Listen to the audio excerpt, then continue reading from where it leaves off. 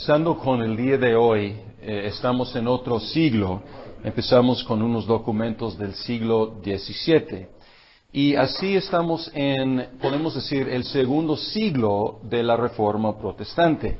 Los primeros documentos que hemos considerado son de primera generación y hemos visto que son muy frescos. Ahora tenemos documentos que son de un periodo de más maduración, de más reflexión y también otro contexto histórico, porque antes las problemáticas fueron dos.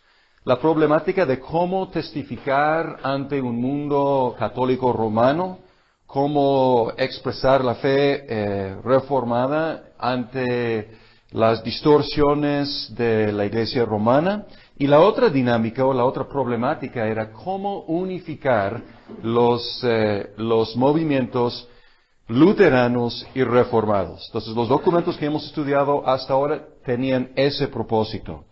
Ahora, después de un siglo, la reforma en Holanda ya estuvo bien establecida y sus oponentes de fuera, podemos decir ya vencidos. Lo menos en el norte, era sólidamente calvinista.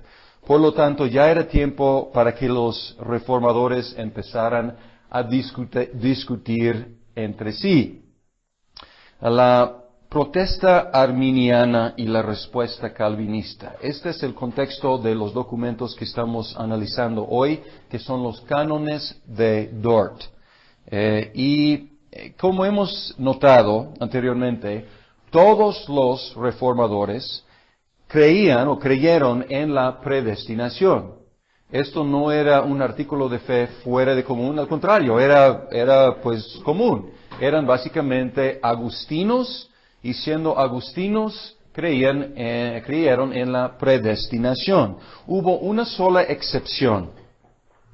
Felipe Melanchthon fue el sucesor de Lutero, y él, ya a una edad más madura, empezó a modificar algunas de sus ideas, apartándose de algunas de las ideas de Lutero y algunas de las ideas de la mayoría, pues los demás reformadores. Hoy vamos a hablar de un señor Jacobo Arminius, o Jacob Arminius. Sus fechas son 1560 a 1609. 1560-1609.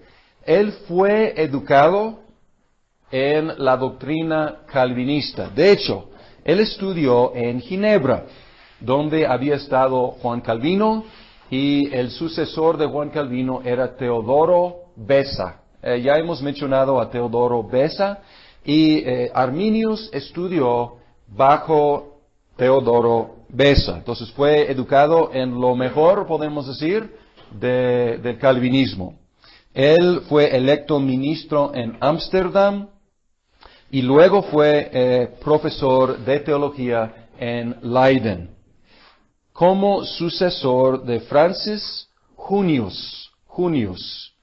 Ahora, Francis Junius fue uno de los redactores de la Confesión belga. Entonces podemos ver que este Jacobo Arminius estuvo en medio de círculos firmemente calvinistas. Un ministro en la iglesia calvinista, la iglesia reformada de Holanda, sucesor de uno de los redactores de la Confesión belga.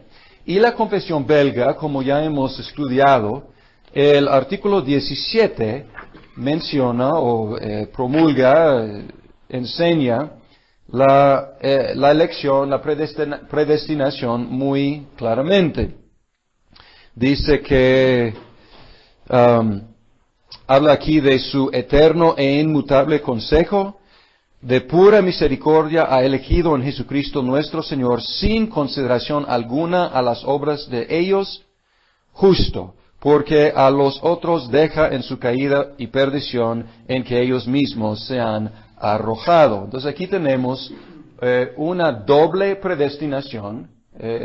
Dios eligió por su voluntad soberana a los que Él quisiera salvar, y Él dejó a los demás en su pecado. Entonces, estos dos lados se llaman elección y reprobación. Entonces, fue la teología de la Iglesia reformada en Holanda.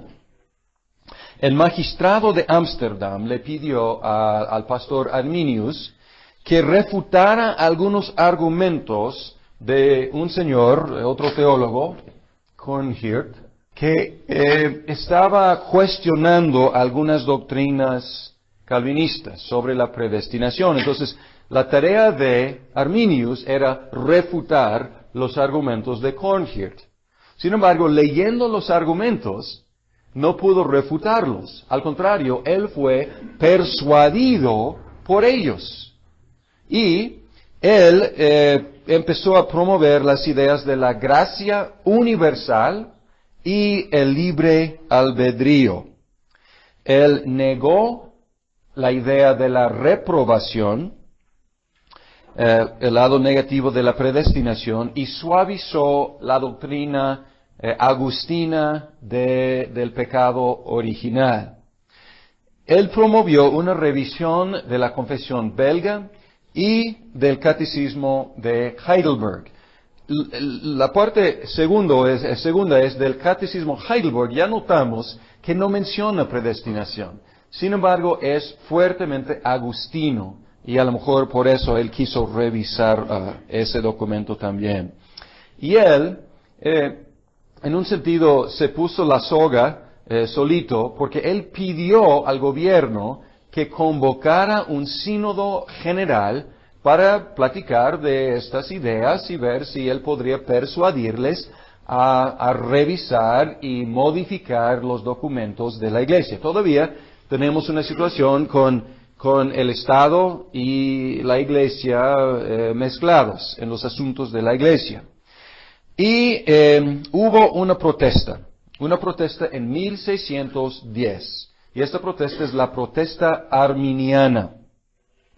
De hecho, debo mencionar que él pidió la convocación de esa reunión, pero él murió antes de que se convocara. La protesta fue un año después de su muerte, en 1610. Y esta protesta consistió de 6 artículos. Y estos artículos son los 6 artículos del arminianismo. Los calvinistas, que eran la mayoría de los ministros en Holanda, ellos respondieron con su contraprotesta. Y en 1611 tuvieron una reunión para ver si ellos podrían llegar a un acuerdo. Falló. Luego otra vez intentos en 1613 y en 1614. Y no se pudo llegar a un acuerdo. Y luego el States General o los Estados Generales, que es como su Congreso, convocó un sínodo nacional por fin, lo que Arminius había pedido antes de su muerte.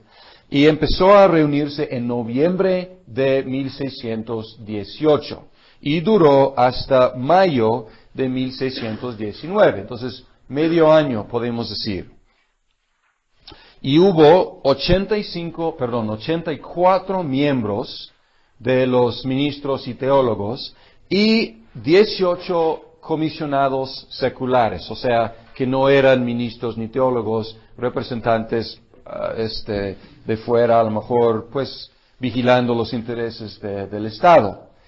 Y de los 84, 58 fueron holandeses y los demás extranjeros. Entonces, esta reunión, este sínodo, empieza a tomar un carácter internacional, no solamente una discusión holandesa. Y los países representados fueron Inglaterra, Escocia, el Palatinado en Alemania, donde está Heidelberg, y también algunos cantones de Suiza. He leído que dice 8, creo que en nuestro libro, la introducción dice 8 países, a lo mejor contando los cantones como independientes y el Palatinado, a lo mejor llegan a 8, pero fue internacional. Hubo delegados de Francia, de hecho invitaron a 3 o 4 de cada país, Hubo delegados de Francia, pero su rey prohibió que ellos fueran a la reunión. Hubo 154 sesiones formales, entonces son muchas sesiones en 6 meses y muchas más otras conferencias que no tenían carácter como sesión plenaria. Solo 3, es muy importante, solo 3 delegados fueron arminianos. De los 84 eligieron 3 arminianos, pero estos 3 tuvieron que ceder sus lugares a otros calvinistas. Entonces, el resultado, la conclusión ya estaba decidida antes de empezar. Y en lugar de dejar que los arminianos participaran como delegados comisionados, el sínodo llamó a 13 de ellos para que se presentaran, pero no en sentido de delegados ni con voz y voto, sino como defensores, ahí como acusados para defender lo que ellos decían. El sínodo contundentemente rechazó los 5 artículos del arminianismo y adoptó 5 artículos calvinistas. También adoptó tal cual la Confesión belga y el Catecismo de Heidelberg, o sea, reafirmando esos 2 documentos. Luego, la cosa se pone un poco más feo. Después depusieron aproximadamente 200 ministros que eran arminianos o con sospecha de ser arminianos, y luego el Estado se metió. Y el príncipe Mauricio era del lado calvinista y él quería uniformidad en la iglesia. ¿Les suena? Pues estamos otra vez regresando al patrón de los emperadores romanos, y Mauricio y el Estado, ellos arrestaron a algunos de los líderes arminianos, y uno de ellos fue decapitado, no por ser arminiano, pero fue falsamente acusado de traición contra la nación. El sínodo de Dort fue el concilio más ecuménico de las iglesias reformadas, porque los otros concilios o sínodos que hemos mencionado han sido básicamente nacionales y han producido documentos nacionales. Diferente, el sínodo de Dort es más o menos ecuménico, o sea, no ecuménico, pero pues los principales países de Europa occidental estaban ahí representados. Sin embargo, su producto no fue una confesión general de fe, y no fue su propósito. Su enfoque fue muy estrecho, muy enfocado en unas preguntas acerca de una doctrina de la predestinación. Sin embargo, tocando la predestinación, tocaron otras doctrinas alrededor de esa doctrina. La iglesia reformada en Francia, que no pudo participar, y la iglesia reformada en los Estados Unidos, eventualmente, pues en esta época realmente no existía, aunque habían empezado la colonización, pero las iglesias reformadas adoptaron en Francia y eventualmente en los Estados Unidos, adoptaron los cánones de Dort como símbolos oficiales. Y otras iglesias reformadas en otros países los recibieron con mucho respeto. Y podemos incluir la iglesia presbiteriana. Aparece ahora en la iglesia presbiteriana en México como símbolo oficial, pero históricamente no ha sido. Ha sido un documento pues bien recibido y respetado entre los presbiterianos y otros grupos reformados. En Inglaterra hubo mucha oposición, y esta oposición nos prepara para lo que vamos a dedicar las últimas 3 semanas de este curso, la situación en Inglaterra, que produjo la Confesión de Fe de Westminster. Pero en Inglaterra hubo mucha controversia y los cánones de Dort, lejos de unificar, pues dividieron.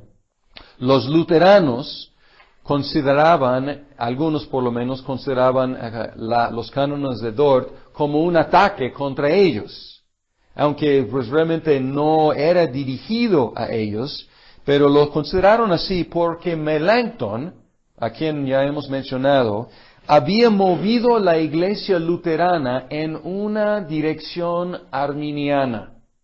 Entonces, los luteranos ya estaban más en simpatía con Arminius, o por lo menos algunos de ellos, y por lo tanto, al leer estos cánones de Dort, ellos lo tomaron como contra ellos también. Igual que los concilios ecuménicos, no puso fin a las controversias, al contrario, aumentó la controversia y la división. Después de la muerte del príncipe Mauricio en 1625, entonces tenemos aquí como 6 años entre 1619 y 1625, en los cuales los arminianos eran como personas no recibidas, exiliados, no tenían libertad para ejercer y predicar su fe. Los arminianos en 1625 recibieron libertad para restablecer sus iglesias y sus escuelas, y al principio prosperaron. Sin embargo, después hubo un descrecimiento, y en Holanda el partido arminiano realmente perdió mucho de su fuerza y su importancia. Sin embargo, el arminianismo está vivo en el mundo, aunque no ha prosperado en Holanda. Las iglesias anglicanas, las iglesias metodistas, las iglesias bautistas, no todas, pero algunas, las iglesias nazarenas, y yo podría decir la mayoría de las iglesias evangélicas tienen una tendencia arminiana. Entonces, probablemente es correcto decir que los arminianos han ganado, en sentido de población, la mayoría de los que confiesan el nombre de Cristo tienen tendencias más arminianas que calvinistas. Esto es algo de la historia. Ahora vamos a la sustancia, lo que era el debate en sí. Primero vamos a analizar brevemente los 5 puntos de arminianismo y luego los contrastes punto por punto, los 5 puntos de calvinismo. Y luego vamos a ver algo del texto mismo. Primero, 5 puntos de arminianismo. Primer punto, la elección condicional.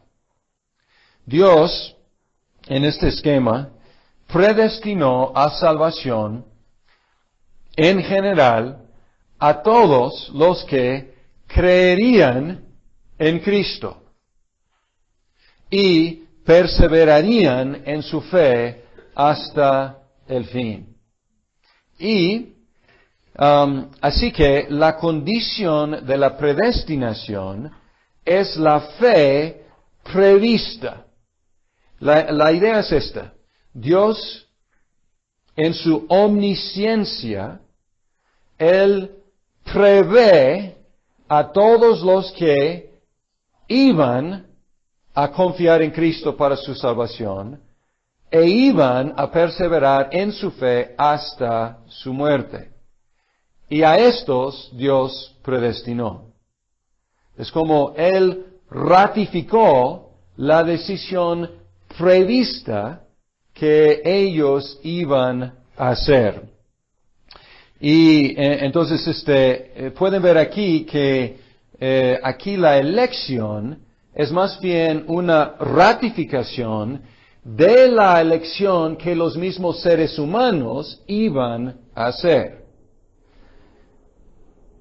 Por eso podemos decir elección condicional, porque la condición es la fe prevista por Dios. Expiación universal es el segundo punto. Aquí estamos hablando de la muerte de Cristo. Y la expiación universal enseña que la muerte de Cristo fue por todos los seres humanos sin distinción. Y tiene el mismo efecto en todos los seres humanos. Y el efecto de la muerte de Cristo es hacerlos salvables. No es salvarlos, es hacerlos salvables. Porque si Él murió por todos, podemos ver las opciones aquí. Si Él murió por todos los seres humanos y los salvó, efectivamente todos serían salvos. Entonces todos reconocemos que no todos son salvos. Entonces aquí la idea es que Él murió por todos, sin distinción, y el efecto es hacerle posible a Dios salvarles. Y la manera en la cual Dios puede salvarles ahora es con un cambio de requisito. Antes el requisito era la satisfacción perfecta de la ley de Dios. Y los seres humanos no pudimos satisfacer perfectamente la ley de Dios. Y entonces, otro esquema, esto no, en un sentido como no funcionó. Entonces Cristo dio su vida por todos y ahora el nuevo requisito es la fe en Jesucristo. Es el esquema arminiano. Es como bajar la barra. No pudieron pasar la barra porque era imposible. Entonces ahora la barra está más abajo. Es algo alcanzable. Creer en Jesucristo. La fe salvadora. Tercer punto. Y aquí, en este punto, al principio suena como igual que el calvinismo, porque en su estado de pecado, el hombre no es capaz de lograr nada bueno o contribuir a su propia salvación. Ni siquiera puede ejercer la fe en Jesucristo sin la gracia de Dios. Entonces no es completamente pelagiano, porque para Pelagios, pues el hombre tenía capacidad en sí mismo de escoger el bien. A veces los arminianos son acusados de ser pelagianos. No es precisamente cierto, porque ellos enseñaban que no, el hombre necesita de la gracia de Dios para poder creer en Jesucristo. Pero aquí entra el problema. La gracia previniente, o sea, que viene antes de la gracia a priori, la gracia antes de, la gracia previniente, está disponible para todos los seres humanos. Y esta gracia es la gracia que capacita al ser humano a creer en Jesucristo. Pero esta gracia está disponible para todos los seres humanos sin distinción. En efecto, el hombre tiene que ejercer su propia voluntad para decidir si coopera con esa gracia o si no. Ahí está, para todos. Pero el hombre tiene que cooperar. Y esta gracia, es el cuarto punto, esta gracia por naturaleza es resistible.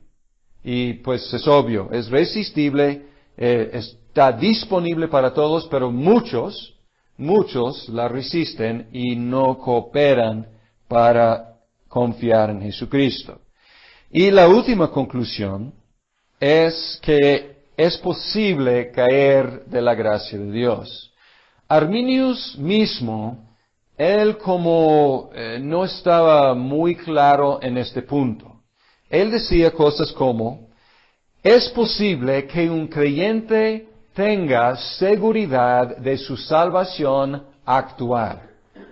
Pero no es posible que tenga seguridad de su salvación eterna.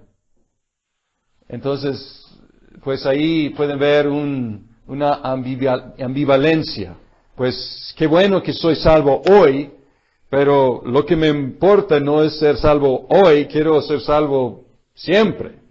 Y si soy salvo hoy y mañana no, pues no es una salvación que realmente me conviene. Entonces, no era muy claro. Los arminianos eran muy claros. Ellos decían que sí, el hombre puede perder su salvación, puede caer de la gracia. Y podemos ver que esto es lógico, porque el hombre juega el papel definitivo en este esquema. El hombre decide, el hombre escoge, el hombre coopera con algo disponible para todos.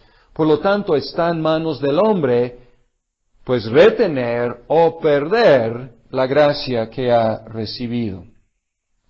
Ahora, los 5 puntos de calvinismo. Y aquí, pues, aunque no hubieran leído, podrían predecir qué es, porque es exactamente lo contrario. Aquí afirma en el primer punto la elección y la reprobación. Y obviamente la reprobación es mucho más terrible como doctrina que la elección. La elección es positiva, la reprobación es negativa. Y lo que enseña es que Dios predestinó a un cierto número de personas a la salvación y dejó a los demás en su perdición. Pero no es una cuestión de como de Tin Marín, porque los hombres, todos, merecen quedar en su perdición. Entonces es cuestión de rescatar a algunos y dejar a los demás en lo que ellos mismos han escogido.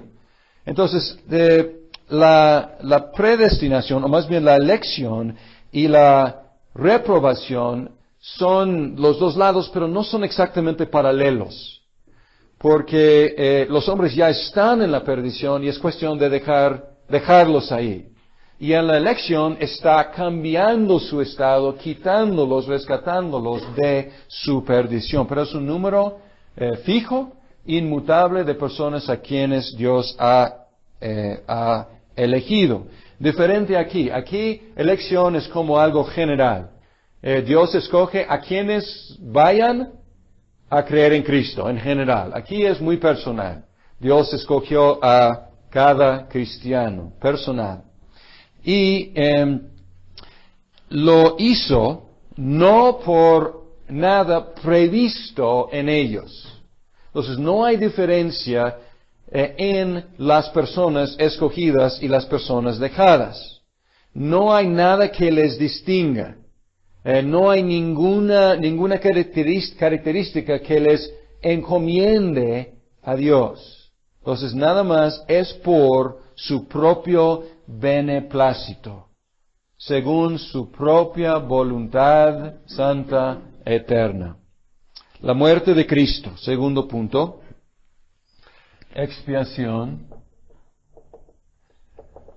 Esto a veces se llama expiación limitada o expiación particular. Particular es mejor manera de ponerlo. La muerte de Cristo. Escuchen esto muy bien, porque a veces hay una caricatura del calvinismo y una caricatura que el mismo sínodo de Dort trata de contrarrestar. La muerte de Cristo fue suficiente para salvar a todos los seres humanos.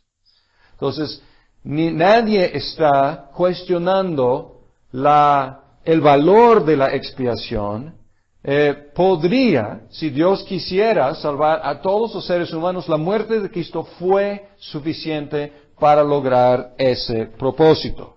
Sin embargo, es eficaz solamente para los elegidos.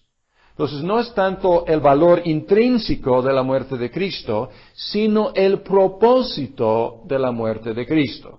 Entonces, cuando hacemos la pregunta, ¿por quiénes murió Cristo? Tenemos que ser muy cuidadosos.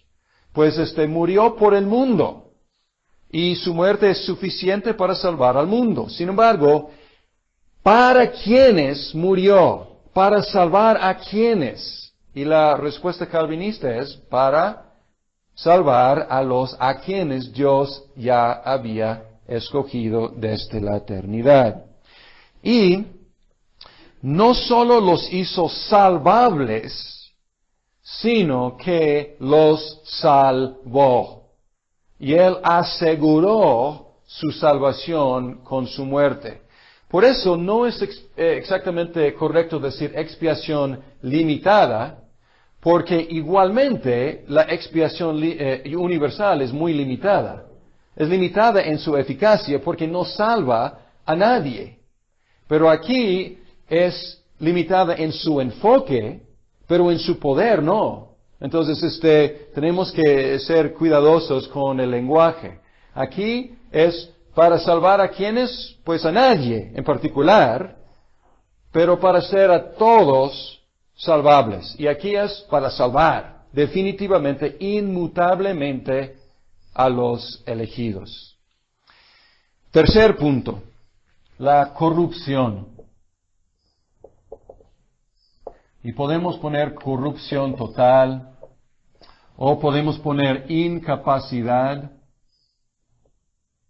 que probablemente es mejor incapacidad. El pecador es completamente corrupto e incapaz de todo bien relacionado con su salvación. No puede ejercer su voluntad para creer en Cristo. Tiene que creer en Cristo para ser salvo. Indispensable que confíe en Cristo, pero no puede. Y necesita que Dios le capacite para que pueda creer. Y aquí entramos en la parte de la gracia. Y en el texto original, pues estos están juntos. La gracia irresistible. Y esto quiere decir a quienes Dios ha elegido, por quienes Cristo murió eficazmente, el Espíritu Santo infaliblemente obra en ellos, para que ellos infaliblemente lleguen a confiar en Jesucristo. Y Dios confiere esta gracia a los elegidos, capacitándolos a creer en Cristo. Y el resultado es que ellos vendrán, ellos creerán necesariamente. Sin embargo, y aquí es otra caricatura que tenemos que descartar, no hace violencia a la voluntad humana, porque el que cree lo hace voluntariamente. No hay nadie que crea sin querer creer. Pero la pregunta es, ¿por qué quiere creer? Y la respuesta calvinista es que Dios ha obrado sin violencia a su voluntad, ha obrado en él para que él quiera creer el Evangelio.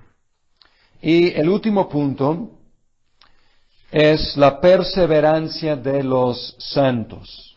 Y esto significa que Dios preserva a los creyentes en la fe para que perseveren en la fe hasta el fin. Y esta doctrina está bien formulada, porque no solamente habla del fin, sino habla también de cómo van a llegar al fin. Dice que van a llegar al fin, infaliblemente, todos los elegidos por quienes Cristo murió, a quienes el Espíritu aplicó su gracia irresistible, van a seguir creyendo durante toda su vida y van a morir en la fe. ¿Y cuál es la definición de un creyente verdadero? El que persevere hasta el fin será salvo. Estos son los 5 puntos de arminianismo rechazados por el Concilio de Dort. Los 5 puntos, falta uno aquí, la perseverancia de los santos.